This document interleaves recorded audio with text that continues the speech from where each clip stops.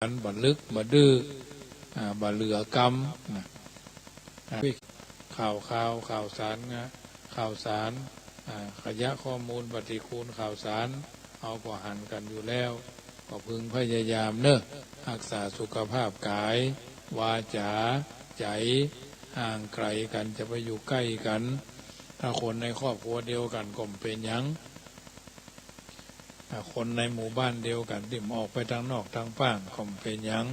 แต่เฮาบ่ได้อยู่คนเดียวในสังคมนะเราต้องอาศัยคนนั้นคนนี้บางทีก็มีคนมาส่งครัวส่งของที่หั่นที่นี่เนาะเราต้องยอมรับสิ่งต่างๆเหล่านี้แต่เราก็พยายามป้องกันดีกว่ารักษานะป้องกันตัวเรา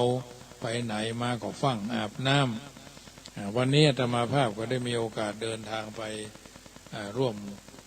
ทำบุญสมโภชองค์พระบรมธาตุเจ้าดอยสุเทพพุทธคุณวางไว้กลางกราวเพื่อป้องกันเหล่าภัยลินสิ้นทั้งหลายธรรมคุณทูลวางไว้กลางใจเพื่อช่วยให้หูทั่วถึงชั่วดีสังฆคุณทูลไว้ในชีวิตเพื่อช่วยปิดปลดทุกข์เป็นสุขีโดยบุญอภิวันอัญชลีสวัสดีโดยการนิรันดร์เทิน10 นิ้วกราบแนบใต้ไหวสาปารมีธรรมในครูบาอาจารย์พระมหาเถรานุเถระท่านเจ้าคณะพระสังฆาธิการทุกรูปทุกตนขอความสุขความสวัสดีในธรรมะแห่งองค์สมเด็จพระสัมมาสัมพุทธเจ้าจงมีแก่บรรดาสาธุชนท่านผู้ฟังทุกท่านที่มีโอกาสเปิดเครื่องรับฟังรายการเสียงธรรมก่อนรับตาตั้งสถานีวิทยุเพื่อการศึกษาพระพุทธศาสนาและวัฒนธรรม FM ความถี่104.50 เมกะเฮิรตซ์วัดฝ่ายหินตำบลสุเทพอำเภอเมืองจังหวัดเชียงใหม่เมตตาในท่านพระครูสมุวิสุวัตรวรกิจโจท่านเจ้าอาวาสท่านผู้อำนวยการสถานีวิทยุแห่งนี้ถวายเวลาให้ธรรมาภาพพระมหาประสิทธมาภินันโทเจ้าวาดวัดจังกำตำบลมะกอกอำเภอป่าซางจังหวัดลำพูนเผยแผ่ธรรมในนามของคณะสงฆ์หน่วยอบรมประชาชนประจำตำบลมะกอกเบอร์โทรศัพท์0615476539 0615476539ก็จะได้น้อมนำเอาธรรมะ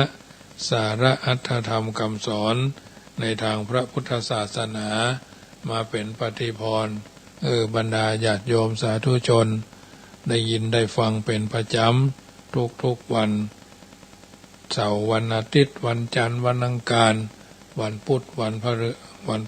พฤหัสเว้นวันศุกร์ซึ่งเป็นวันที่จะต้องหยุดรายการญาติโยมก็คงจะได้ฟังรายการอื่นทางนี้ทางนั้น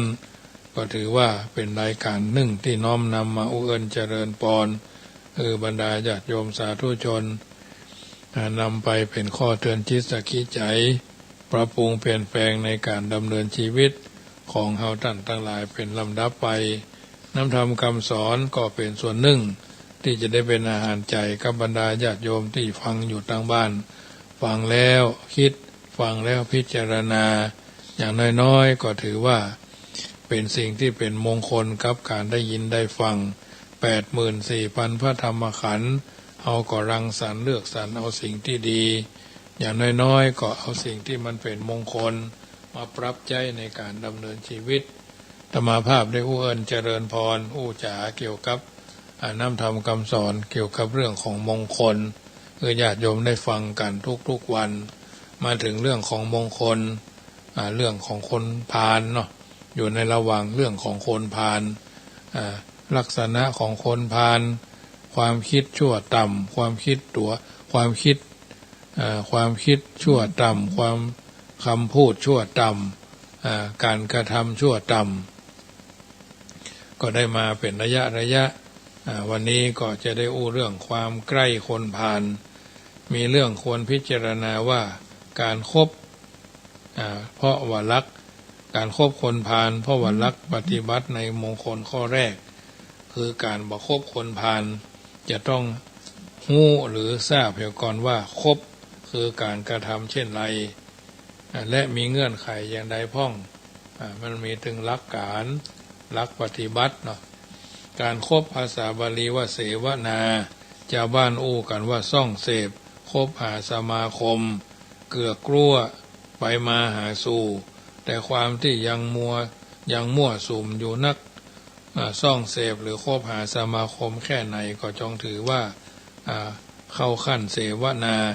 ในเรื่องนี้ท่านผู้ฟังต้องเข้าใจในพฤติการสองอย่างก่อนคือการเข้าหากันของคนเอามีอยู่สองชั้นก็คือใกล้กันกับคบกันใกล้กันก็หมายความว่าเดินใกล้กันยืนใกล้กันนั่งใกล้กันนอนใกล้กันอย่างเช่นคนทำงานอยู่กรมเดียวกันโรงเรียนเดียวกันโรงงานเดียวกันเกิดอยู่ย่านเดียวกันหมู่บ้านเดียวกันเนาะโดยสารรถขบวนเดียวกันบวชอยู่วัดเดียวกันเข้าโรงเรียนเดียวกันเป็นทหารอยู่หน่วยเดียวกันเนี่ยอย่างนี้เป็นต้นเพิ่นเฮาว่าใกล้กันภาษาบาลีเพิ่นว่าปริยุปาสนะนะปริยุปาสนะแปลว่าเข้าใกล้กันนะการใกล้กันเพียงร่างกายอย่างนี้บ่แน่ว่าผู้คบกันนะหรือไม่คบกันก็หมายถึงร่วมจิตใจโดยละลายชีวิตใจจิตใจหรือนิสัยใจคอและศักดิ์ศรีของเฮาเองเข้าหุ้นกับเขาผสมกับเขาปนกับเขาต่างจากลักษณะของการใกล้กันที่ว่ามาแล้วท่านผู้ฟังโปรดนึกถึงแก้วน้ำชนิดต่างๆอย่างแก้วน้ำส้มแก้วน้ำหวานแก้วยาพิษแก้วน้ำสกปรกแก้วอย่างไหนมันเป็นก็เป็นแก้วอย่างไหนมันก็เป็นอย่างนั้นถ้าเอาแก้วเหล่านี้ตั้งรวมกันไว้ในถาดใบเดียวกันเนี่ยมันใกล้กันแต่ว่าถ้าเฮาเทน้ำในแก้วเหล่านั้นผสมปนเปกันเอาใบที่เทใส่ใบนั่นเอาใบนั่นผสมใบโน้นเนี่ยนะแล้วก็เอาใบโน้นมาเทใบนี้ถ่ายปนเปกันอย่างเนี้ยผสมกันไปผสมกันมาน้ำในแก้วแต่ละใบจะเสียรูปเสียรสไปแล้วแต่ส่วนผสมการทำขั้นนี้ถ้าทำแต่น้ำเราเรียกว่าปนหรือผสมแต่ถ้าคนกับคนถ่ายเทเอานิสัยใจคอมาผสมกันเข้าห้องว่าคบหรือซ่องเสพตรงกับภาษาบาลีว่าเสวนาทัศนะทางพระพุทธศาสนาถือว่าคนพาลเป็นบุคคลที่พึงรังเกียจที่ห้ามโดยตรงคือห้ามคบแต่ก็มีคำสอนอยู่มากมายที่คือหลีกเลี่ยงแม้แต่การอยู่ใกล้ก็หรือการคบคนพาลการอู้ถึงการใกล้พาลเสียก่อนการใกล้เป็นอุปุพประโยคของการคบนะหรือเป็นเพียงกิริยาเริ่มแรกยังบ่ถึงขั้นคบกันแต่แม้จะเป็นเพียงบุพประโยคก็มีทางเสียหลายอย่างเช่นอาจจะถูกคนพาลนำทำอันตรายรังแกข่มเหงอาจจะถูกวินยูชนครหานินทา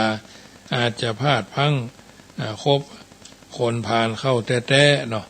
แต่ละอย่างล้วนแต่บ่เป็นสิริมงคลแก่ชีวิตจิตใจของผู้เข้าใกล้ทางนั้นญาติโยมถึงแม้ว่าเขาจะเป็นคนดีแต่ถ้าลงได้คุกคีอยู่กับคนบ่ดีก่อมป้นถูกละแวงเป็นคนเสียเหมือนแก้วน้ำสะอาดตั้งอยู่ใกล้แก้วยาพิษใครจะกินจะดื่มเฮาก็รู้สึกระแวงเกรงว่าจะเป็นพิษไปโดยคนเฮาก็เหมือนกันถ้าลงได้คุกคีอยู่กับหมู่คนพาลแล้วหาคนไว้ใจยากอย่างใดก็ตามแต่บางกรณีเฮาจำเป็นต้องอยู่ใกล้คนพาลโดยบ่มีทางหลีกเลี่ยงได้เช่นพ่อแม่เป็นพาลลูกเบาลูกสาวเป็นพาลพ่อแม่เป็นพาลลูกเบาลูกสาวต้องคอยปรนนิบัติตามหน้าที่สามีภรรยาเป็นพาลแถมฝ่ายก็ต้องคอยเลี้ยงดูง่ายๆผัวพาลเมียก็ต้องคอยหุงข้าวยกสำรับดาเข้าดาน้ำเจาะอาหารการกินลูกพาลพ่อแม่ก็ยังต้องตามประทันชีวิตส่งเข้า กิริยาเหล่านี้เป็นการกระทำตามหน้าที่บ่ใช่คบคนพาลทั้งแม้ครั้งพุทธกาลก็มีสตรีบางนางเป็นถึงพระอริยะแต่ยังอยู่กินละและคอยปรนนิบัติผัวซึ่งเป็นคนพาลอย่างทุกวันนี้บางเตื้อพระสงฆ์ไปเทศไปโปรดคนพาลก็มี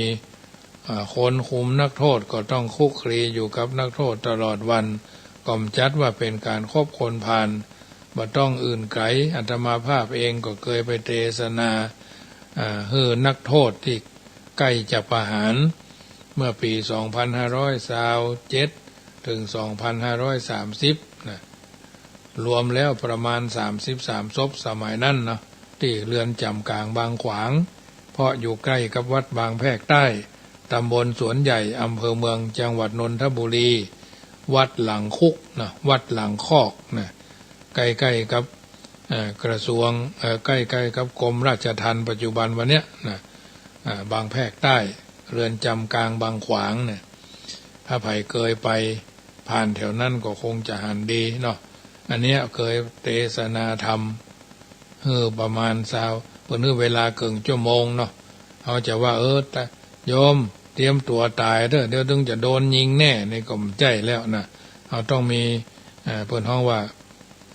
มีลูกเล่นลูกยอเนาะมีลูกเล่นลูกยอ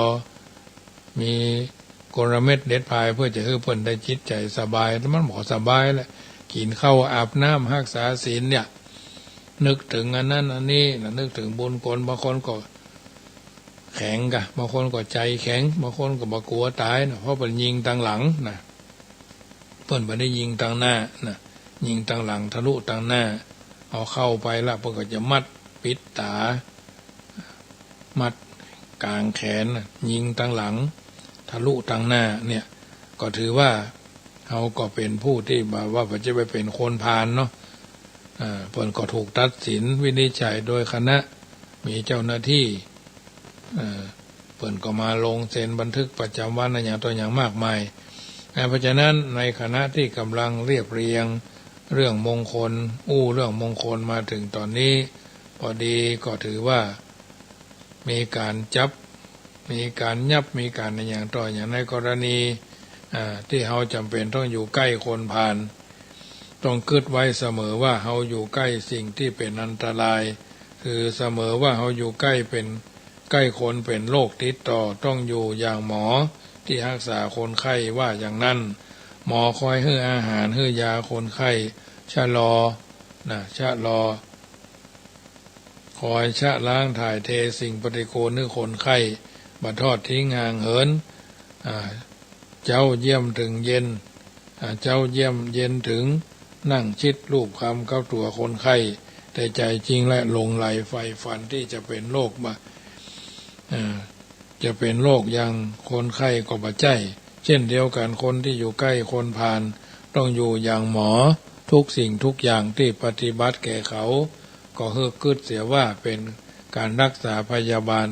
อย่ายินดีในสมบัติลาภยศที่เกิดจากความเป็นพาลของเขาเช่นของที่เขาลักมาได้ปล้นมาเป็นต้นยิ่งสิ่งเหล่านั้นล้วนมีเชื้อวิบัติ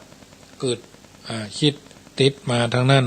ถ้าจำเป็นจะต้องเก็บงำของเหล่านั้นอย่างผัวขโมยเงินมาให้เมียเก็บผู้เป็นเมียก็เกิดเสียว่าเขาเค็ดเสมหะที่เกิดจากโรคร้ายในตัวของสามีอย่ายินดีกับลาภนั่นคนอยู่ใกล้พาลจะต้องระวังตัวแจคือระวังความเป็นพาลของเขาจะติดต่อเผลอบ่ได้นับว่าเป็นเคราะห์เป็นกรรมอยู่แต่ก็ยังว่านั่นแหละถ้าหากจำเป็นต้องตกอยู่ในสภาพเช่นนั้นจะทำอย่างใดดีทางที่ดีควรคิดว่าควรอยู่ใกล้พาลก็มีทางทำความดีได้อย่างหนึ่งคือพยายามประคองผู้เป็นพาลอย่าให้เขาเป็นอันธพาลอย่างพาลนักเข้าไผที่ทำได้หรือยิ่งสามารถชุด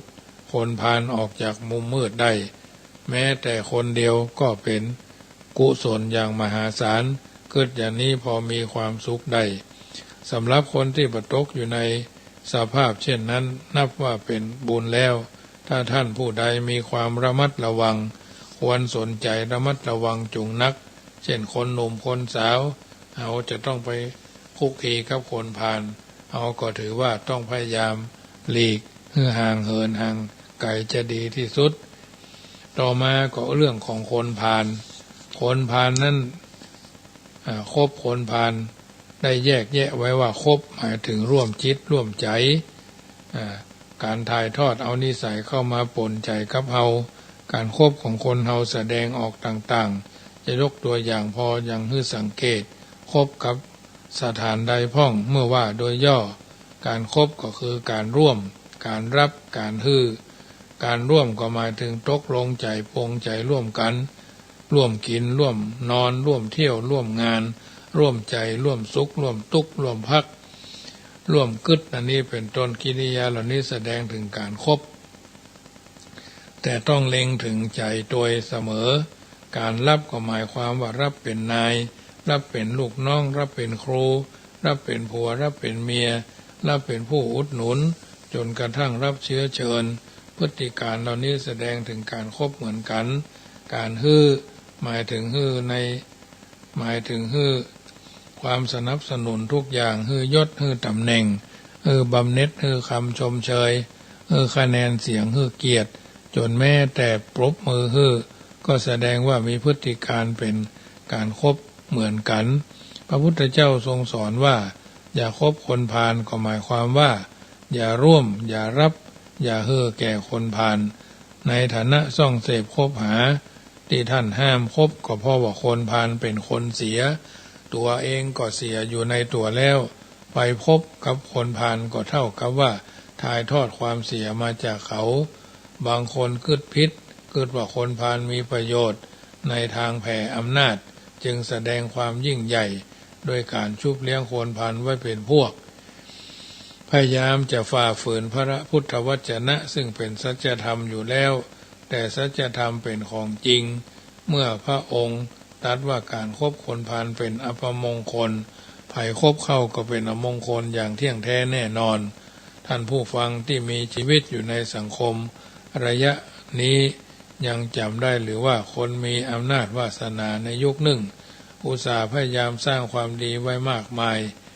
บุญบารมีสูงส่งแต่คุณแก่ประเทศทำคุณแก่ประเทศชาติบ้านเมืองมากมายจนเป็นที่รู้จักกันทั่วแผ่นดินแต่เผลอไผไปเอาคนพาลมาร่วมเสริมสร้างอำนาจข่าวเลือกตั้งผู้แทนราษฎรครั้งหนึ่งในขั้นต้นคนพาลทำให้บรรลุสมประสงค์แต่แล้วความจริงย่อมเป็นความจริงพระตรัสว่าคนพาลเป็นอัปมงคลเป็นต้นความจริงความรุ่งโรจน์ได้จากกำลังพาลเป็นความรุ่งโรจน์ที่แฝงด้วยหายนะทั้งนั้นอันนี้จึงนำมาเจริญพรให้ญาติโยมฟัง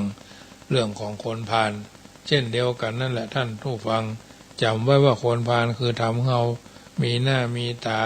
แต่ทำโดยวิธีเอาหน้าเฮาไปแอวขายกินคนพาลทำให้เฮาชนะไผสักคนหนึ่งแต่ทำโดยวิธีให้เฮาพ่ายแพ้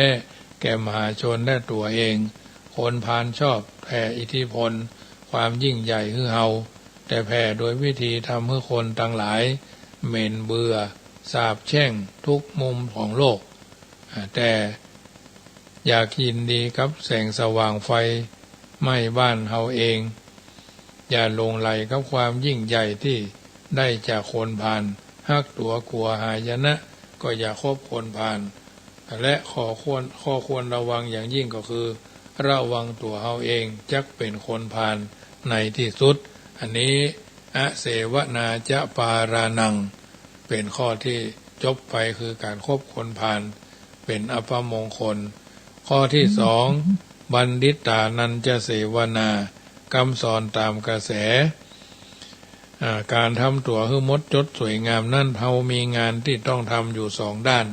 พยายามระวังตัวเพื่อเปื้อนเปรอะด้วยสองสกปรกโสโครกแถมด้านหนึ่งก็คือหาสิ่งที่สวยงามมาประดับกับตัวเฮาการสร้างชีวิตก็เหมือนกันเฮาจะต้องทำ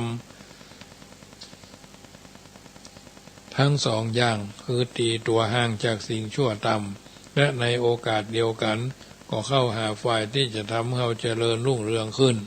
เฉพาะเรื่องเกี่ยวกับคนอื่นคือการคบค้าสมาคมพุทธเจ้าทรงสอนให้ถือเป็นเรื่องสำคัญเป็นลำดับแรกใน38เรื่องโดยการลักปฏิบัติในเบื้องต้นคบสมาคมกับคนพาลดังได้กล่าวเป็นข้อแรกไปแล้วนั้นด้านหนึ่งและถามด้านหนึ่งคบค้าสมาคมกับบัณฑิตสำหรับมงคลข้อที่สองนี้มีเรื่องบรรยายตามสมควรแก่เวลาอู้กันนิดหน่อยก็คงจะพอเพราะเป็นเหตุ2ประการแรกมงคลข้อนี้ก็เป็นปัญหาการคบสมาคมซึ่งเป็นปัญหาเดียวกันกับมงคลข้อที่ก่อนเพียงแต่ว่าเป็นคนละซีกงานเท่านั้นเมื่ออธิบายไว้ยืดยาวก่อนเอาไว้ในข้อก่อนแล้วข้อนี้ก็บ่ต้องอธิบายนักเพราะว่ายุ่งยากสำหรับส่วนต่างๆรวมความอยู่ในก่อนข้อก่อนแล้วเปรียบเหมือนเราจะรับประทานทุเรียนซึ่งมีงานที่จะต้องทำอยู่สองงบเหมือนกันคือการฉีกเปลือกทุเรียนการกินเนื้อทุเรียนตอนฉีกลูกทุเรียนจะเอาเปลือกมันทิ้งนั้นผู้ฉีกต้องเก่งข้อต้องสะบัดมือต้องกัดฟันหลายเตื้ออยู่ก่อนจะเสร็จแต่ละลูก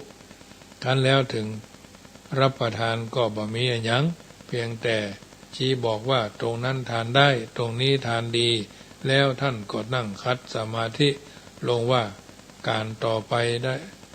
การต่อไปเองนี่ประการหนึ่งประการที่สองมงคลข้อที่สองนี่ต่างกับข้อก่อนได้ในเชิงคำสอน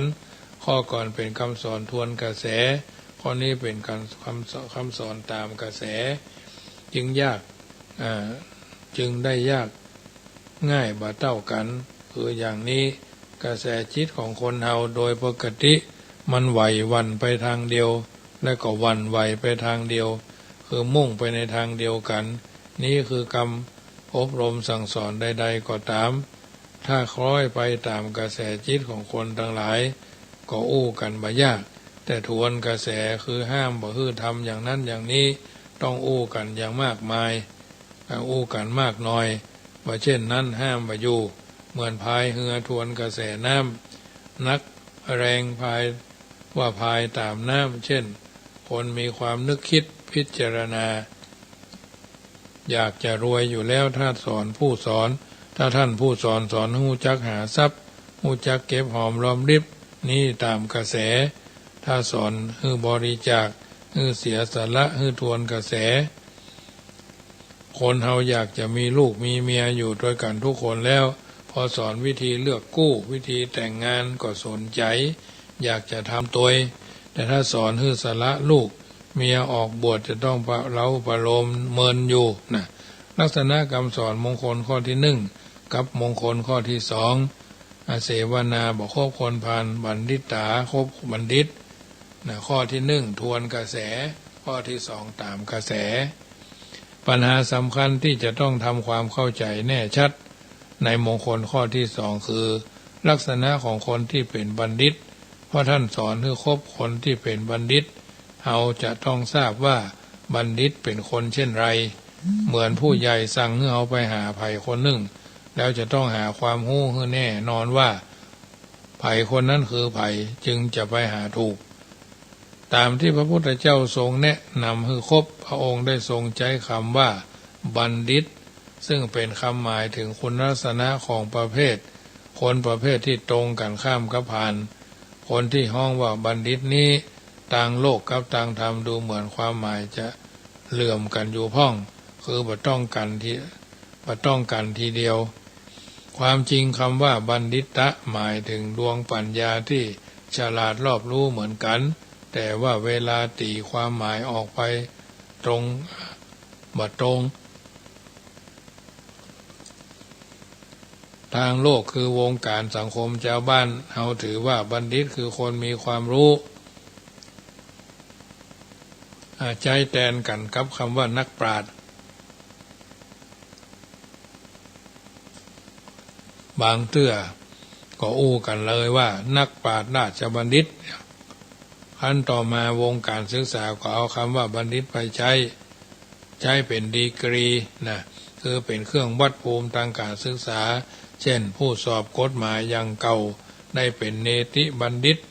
หรืออย่างทุกวันเนี้ยเป็นธรรมศาสตร์บัณฑิตรัฐศาสตร์บัณฑิตดุษฎีบัณฑิตแพทยศาสตร์บัณฑิตและสาขาอื่นๆแถมมาก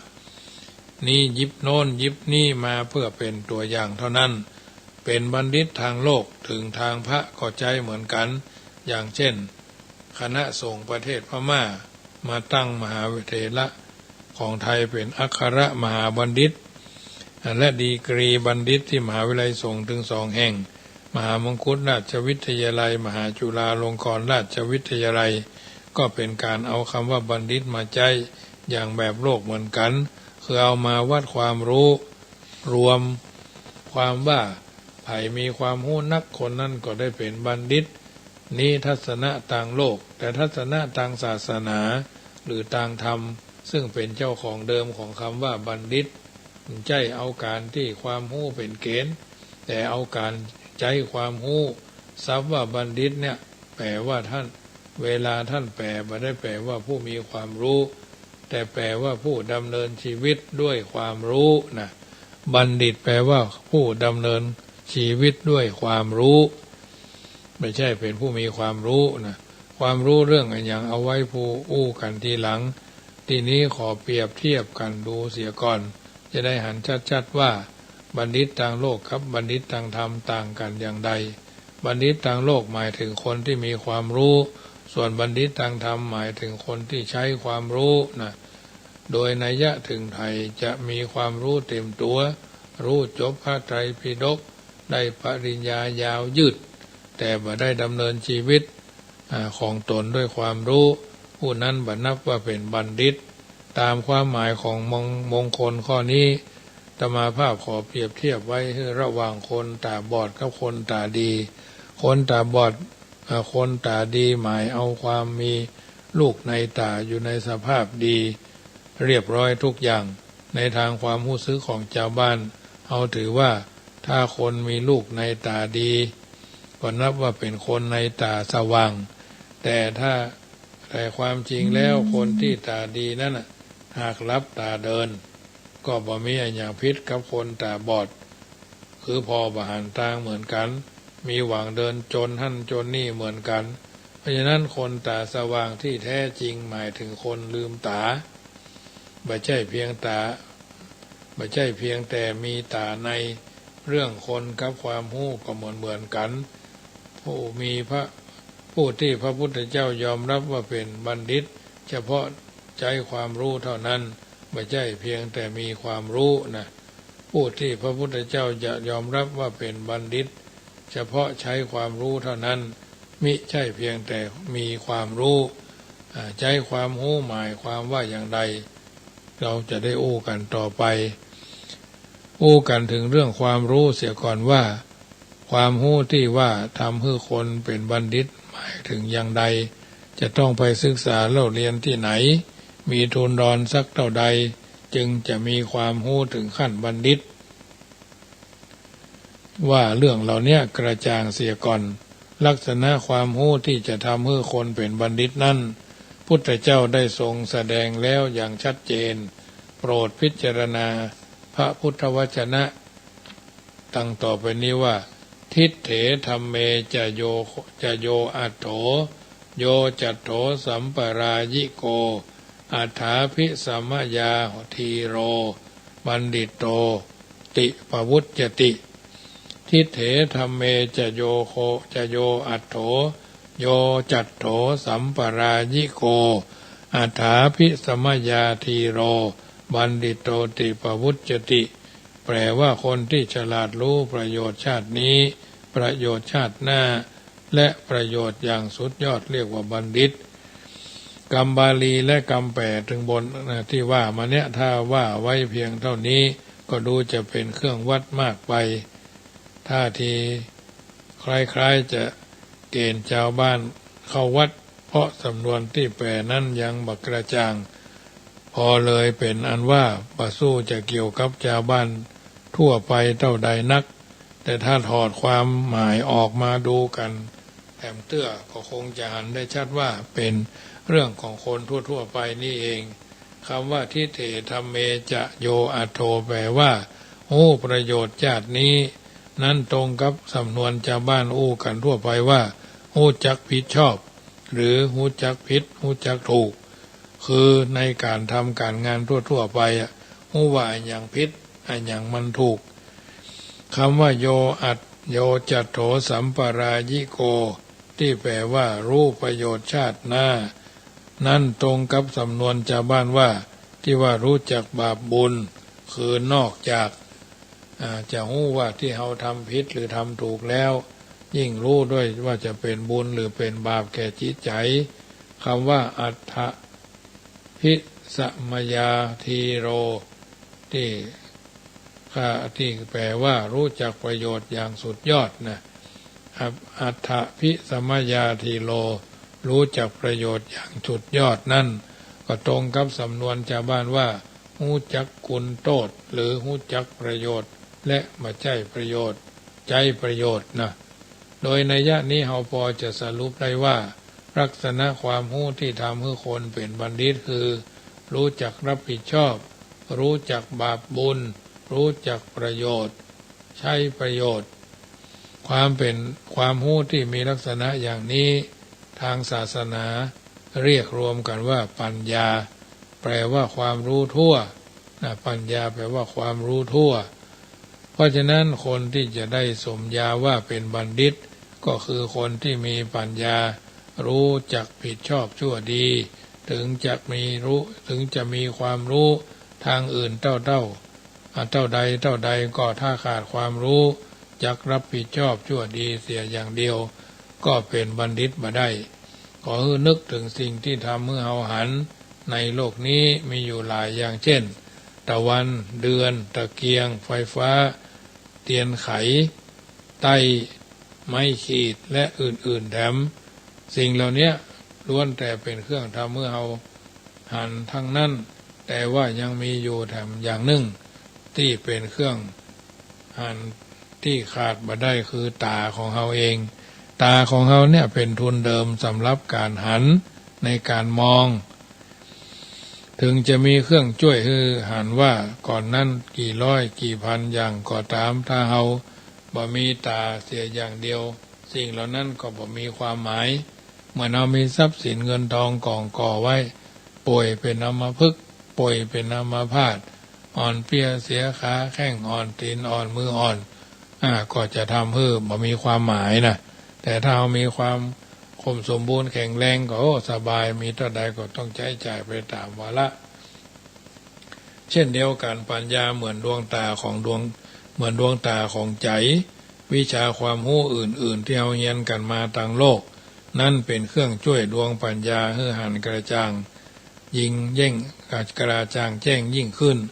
ความรู้เท่าเรานั้นหาใช่เป็นเครื่องตัดสินว่าไผเป็นพานไผเป็นบัณฑิตปัญญาความรู้จักผิดชอบชั่วดีเท่าอัน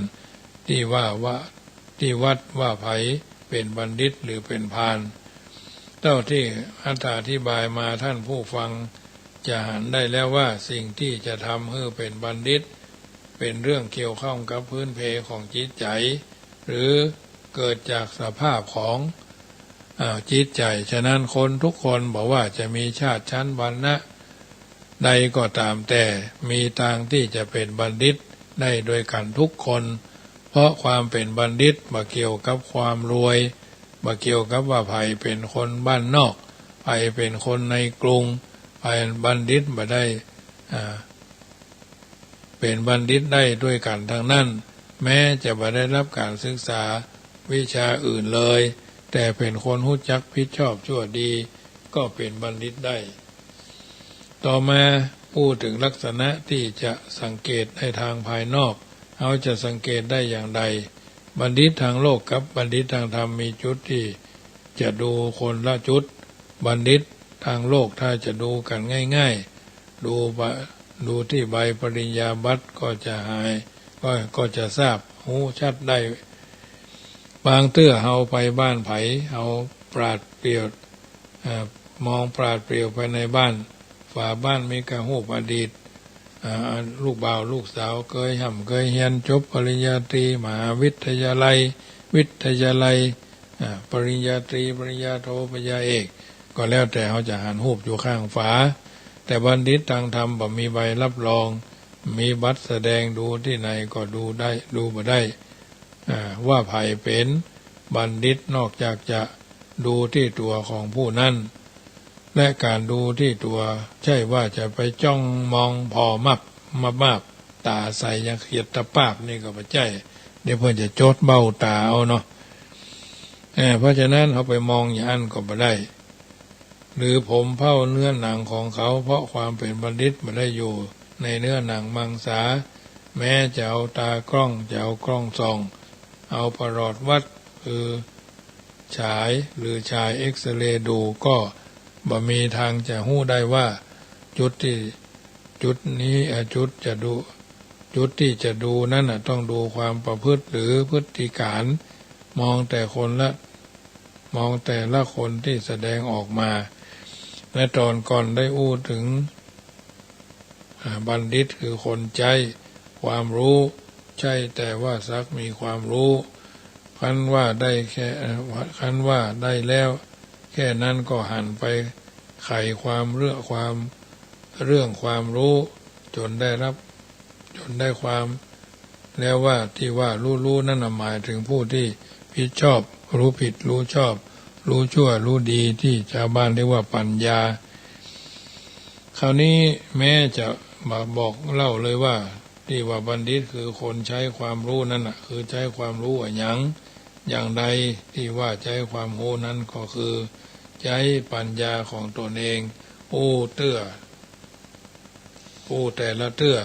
เป็นคนทำมาอย่างด้วยปัญญารู้จักเวรรู้จักวันที่ชั่วรู้จักเลือกทำแต่ดีกันอย่างกว้างขวางอย่างนี้ก็เป็นไปได้ในพาลบัณฑิตสูตรพระพุทธเจ้าตรัสแจกแจงลักษณะของพาลบัณฑิตของบัณฑิตไว้อย่าง3ประการก็คือ1สุจินตะจินเตสุจิตตะจินเตสุจินติตะจินติมีปกติคิดดีสุภาสิตะภาสีมีการอู้ดีสุกตะมัมมะกาลีสุกตะมัมมะกาลีมีปกติทำดีสุจินตะจินตินี้กึศดีสุภาสิตะภาสีอู้ดีสุกตะกัมมะกาลีมีปกติทำดีลักษณะถึง3เนี่ยตรงกันข้ามกับคนผ่านที่ได้กล่าวไปมามงคลข้อที่1จะควรสังเกตเพิ่มก็คือเรื่องปกติคำว่าปกติของทางศาสนาเพื่อนฮ้องว่า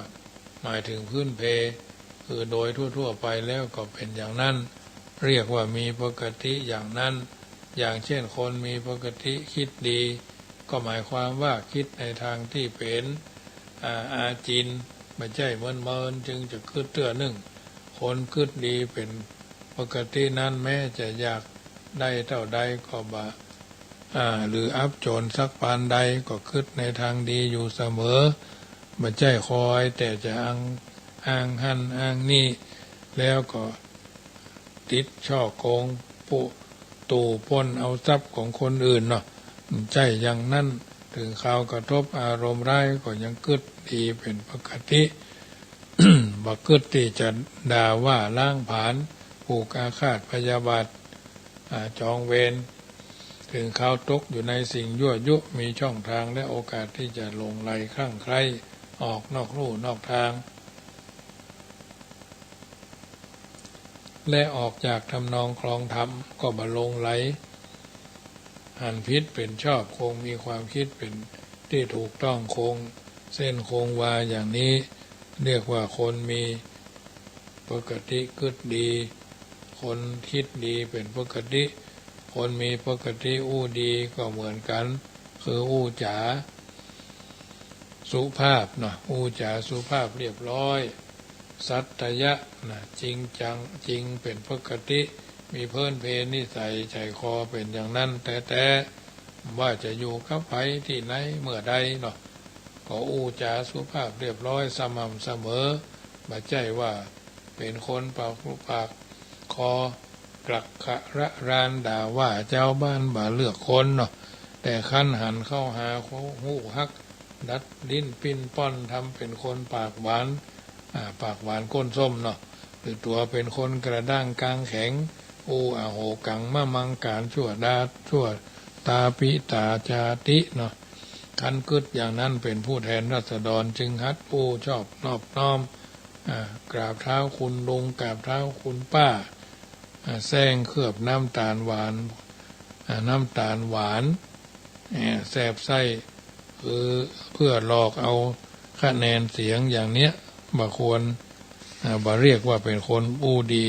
เรื่องของคนมีปกติทำดีก็เหมือนกันต้องทำดีเป็นปกติใจทำพอเอา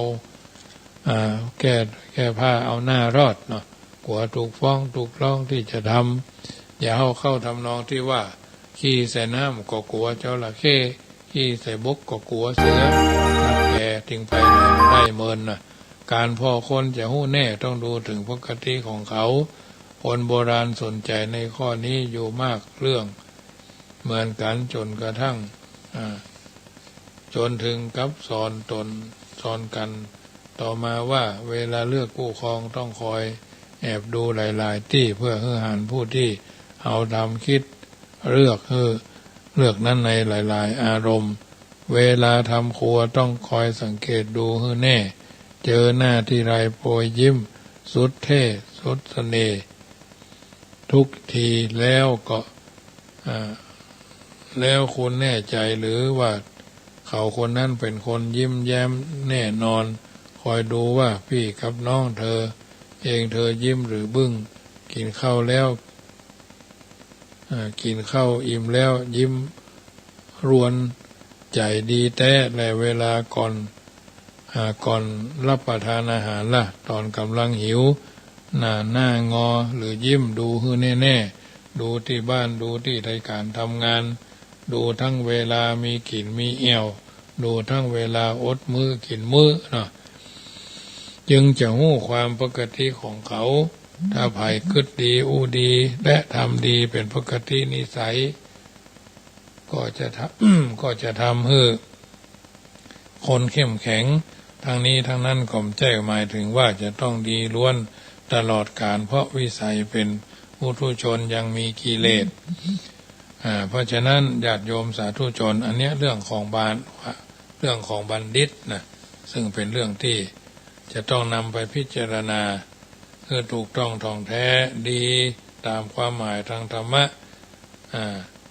บ่ใช่อย่างนั้นแต่หมายถึงดีตรงข้ามกับเสียตาหากคิดดีตรงกันข้ามกับว่าคิดชั่วคิดอู้ดีก็ตรงกับข้ามกับว่าพูดชั่วทำดีก็ตรงกันข้ามกับทำชั่วเนี่ยจะเป็นการเสียหายแก่ตัวผู้คิดผู้พูดทำเองในทางชื่อเสียงศีลธรรมะ ศีลทำหน้าที่ก็นับว่าการเสียบดีหรือเป็นการเลี้ยงแก่ผู้ที่ถูกพิษผู้ฟังหรือผู้ถูกทำตามตลอดจนทำให้เสียหมู่เสียคณะเสียสาระเวลาเสียศาสนาคณะก่อนนับว่าเสียเหมือนกันต้องบ่เสียอย่างที่ว่าเนี่ยจะเป็นการคิดดีอู้ดีทำดีตามหลักธรรมะการคบบัณฑิตตั้งแต่อาเสวนาจะปารานังบัณฑิตานันจะเสวนานี่ทำอย่างใดเพื่อนห้องว่าครบได้บรรยายมาตอนต้นแล้วในที่นี้บัดต้องบรรยายแถมแต่เพียงขอเน้นว่าอย่าลงเมาเอาการเข้าใกล้ว่าเป็นการคบเอาการคบที่แท้จริงหมายถึงการพยายามถ่ายทอดเอานิสัยใจคอและคุณงามความดีจากผู้ที่เขาคบเข้ามาสู่ตัวการคบเป็นต้องทำตัวเหมือนลิ้นแตะอาหารนิดหน่อยก็ได้รสต่างจากทัพพีทักแกงซึ่งแม้จะถูกแจ้ไว้หม้อตึงคืนหุ่งวันค่ำคลุกอยู่กับแกงจนซึกจนก่อนก็ได้ลิ้มรสแกงสักอย่างตัวของบัณฑิตนั้นก็มีธาตุธรรมะหลายอย่างที่จะเป็นอาหารแก่ ชีวิตจิตใจของผู้คบค้าสมาคมเพราะฉะนั้นผู้หวังความเจริญก้าวหน้าควรพยายามคบหากับบัณฑิตจึงนำมาเอื้อนเจริญพรบรรดาญาติโยมสาธุชนที่อยู่ทางบ้านฟังเป็นนิทัศนะอุทาหรณ์เตือนจิตเตือนคิดใจในฐานะที่เราเป็นพุทธบริษัทพุทธศาสนิกชนพุทธบัณฑิตต่างหลายดำเนินชีวิตมีหลักยึดหลักประพฤติในการได้จะรับจะนอนก็สวดมนต์ไหว้พระจะไปการไปงานก็ไหว้สวดมนต์ไหว้พระออกไปทำการทำงานแต่เจ้าและก่อนเข้านอนเพิ่นบอกว่าสวดมนต์ประคองใจไกลกิเลสสมุทเฉดโลภหลงในสงสารไม่ยึดมั่นถือมั่นขันธมารปรงสังขารเห็นชัดอนัตตาสวดบทไหนก็ได้ให้ใจสงบเพื่อพานภพธรรมเอกอุเบกขาดับหวั่นไหวเศร้าโศกโลกมายาวิปัสสนามิพรากจากดวงใจเนี่ยอันนี้ถือว่า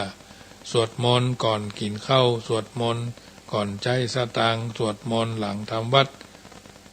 เป็นการส่วนตัวสวดมนต์ก่อนส่งน้ำอาบน้ำเวลาประมาณ5 ทุ่มถึงเที่ยงคืนสวดมนต์แผ่เมตตาก่อนลงกรอนเวลาประมาณตี 1สวดมนต์ก่อนเข้าวัดอันนี้เป็นส่วนหนึ่งแต่บทหนึ่งเพิ่นบอกว่าสวดชินบัญชรเพิ่นว่าอย่างใดเพิ่นบอกคำกรว่าสวดชินบัญชรขจรเวทอธิษฐานเจตสัน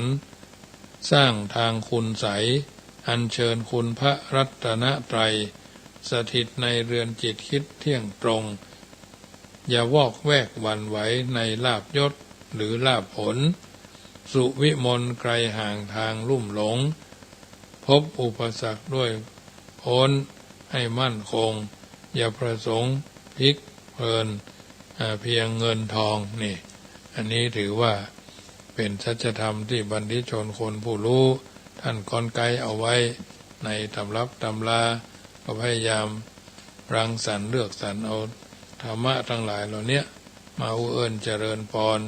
มาเป็นปฏิพรให้บรรดาญาติโยมฟังแล้วนำไปเป็นข้อเตือนจิตสกิดใจทุกวันนี้เราถือว่าเราเกิดในมาเป็นมนุษย์มาพบพระพุทธศาสนาบางเถื่อบางครั้งบางอย่างบางเวลาก็ดีใจถูกใจไปตามนั่นพิจารณาเพื่อเพราะว่าการเกิดการแก่การเจ็บต่างตายเป็นเรื่องที่จะต้องพิจารณาสม่ำเสมอเพื่อนบอกว่ามองพอหาความแก่น่ากลัวคนหัวลุกมดผาสุกกอบกิจมักผิดหวังสติปัญญาทดถอยด้วยพลังอนิจจังสังขารเกิดมาเกิดนานงอมร่วงรวงโรยเรี่ยวแรงกำแหงหารสั่นสะท้านใกล้ตายสู้พายผอมแก่เจ็บรุมกระนำจำใจยอมมัดอยู่ล้อมหน้าหลังดังขายยนต์เราท่านไม่ชอบแก่มีแต่ทุกข์นั่งนอนลุกอึดอัดแสนขัดสนยืนเดินเซถลาหน้ามืดมนเบื่อหน่ายตนยามแก่มีแต่ตรมจะนั่งลุกร้องโอยโดยความแก่อ่อนป้อแป้ขาพับหนักทับถมมิอาจยืนหยัดอยู่ได้ในดวงใจระทมหกลุกล้มเสือกคานบานเต่างูกายอิดโรยเชื่องซึมสลึมสลือมัวมืดตื้ออนิจจาทั้งตาหูจมูกปากเหลืออะไรไว้ให้เราดูมีชื่นชูมิชื่นชูเหมือนก่อนเดือดร้อนใจเกิดมาเพื่อความแก่แน่นอนนักอย่าเผลอรักกายตนจนหลงไหลลืมความแก่อวิชชาชักพาไปเห็นอะไรไม่แจ้งแห่งมรรคาเมื่อยังหนุ่มกระชุ่มกระชวยอยากร่ำอยากรวยคิดได้ไร้ปัญหาไม่อึดอัดขัดข้องคลองปัญญาในดวงตามองสว่างทางดำเนินจะร่ำเรียนวิชาหาความรู้เพื่อเชิดชูยศศักดิ์ยศชั้นสุขสรรเสริญดูคล่องแคล่วว่องไวใครไม่เกิน คิดเพลิดเพลินในวิชาสาธุการเรื่องทำมาค้าขายสบายจิตภารกิจสืบต่อบริหารไม่ข้างค้างอากูลเพิ่มพูนงานย่อมสืบสารต่อเนื่องเรื่องทำกินหนุ่มแน่นอยู่กับตัวไม่กลัวจนมืออดทนมีอดทนชื่นชมสมทวินทรัพย์ไหลมาเทมาดังวารินมิสุดสิ้นวอดมิสุดสิ้นความอยากมากอุบายพอแก่ตัวแล้วล้มเหลวเลอะพอแก่ตัวแล้วล้มเหลวเลอะงานการเปรอะทุกชนิดผิดเป้าหมายสติเคยเต็มเปี่ยมกับเสื่อมคลายกำลังกายเมื่อยล้าสูดอาดุลยศถาบรรดาศักดิ์สุขสรรเสริญค่อยห่างเหินจากเรามองเปล่าศูนย์ขาดคนอาทรเอื้อเฟื้อคอยเกื้อกูลความสมบูรณ์หายวับไปกับตาดูอ้างว้างเปลี่ยนเปลี่ยวอยู่เดียวดายมิตรสหายเลรวนคร่ำควรหาต่างล้มหายตายจากภาคกับราสู่ป่าช้าเงียบเหงาเศร้าหัวใจรูปเวทนาสัญญาสังขารอีกวิญญาณผันแปรแน่ที่ไหนแก่แล้วเสื่อมงันงกตกกระไดย่อมเคลื่อนไหลหลุดลื่นมิคืนคงพูดไม่ออกบอกไม่ถูกปลูกต้นรักแก่จมปลักตัณหาพาให้หลงโลภโกรธมุทะลุยั่วยุยงมิยอมปรงเบญจขันธ์อันธการแก่ปกปิดเปิดเผยเมื่อเอ่ยถึงข้อลึกซึ้งอนิจจาแห่งสังขารมิขัดขวางกาคิดแก้กระแสมารปล่อยให้การมันเกินกินสิ้นทั้งเพการศึกษาเล่าเรียนเขียนอ่านแก่แตกฉานสารพันทันเฉลยพูดแต่แก่พูดจาน้อมนำคำสังเบยแก่เพื่อนแก่เอื่อนเอ้ยไพเราะสนอใจขอจบธรรมิกถาภาษาแก่เกิดจะเกิดแก่เชิญพ่อแม่ท่านผู้ฟังส่องมองแก้ไขเอาสติปัญญาหมุนพาไปจิตสดใสเมื่อแก่มิแปรปรวนญาติโยมสาธุชนได้ยินได้ฟังแล้วเป็นจะใดก็นำไปพิจารณาเนอะค่ำคืนนี้รายการเสียงธรรมก่อนรับตาจะนำปาญาติโยมได้ฟังทุกคืนเนอะฟังเป็นการปลดปลงโอ้อนิจจาสังขาราไม่เที่ยงหนอเกิดเบื้องต้นแปรปรวนในท่ามกลางมะลายในที่สุดรัตนัตตยานุภาเวนะรัตนัตตยเตจสาจัตตารโอธรรมาวาทันติอายุวันโนสุขังปะลังขอเจริญ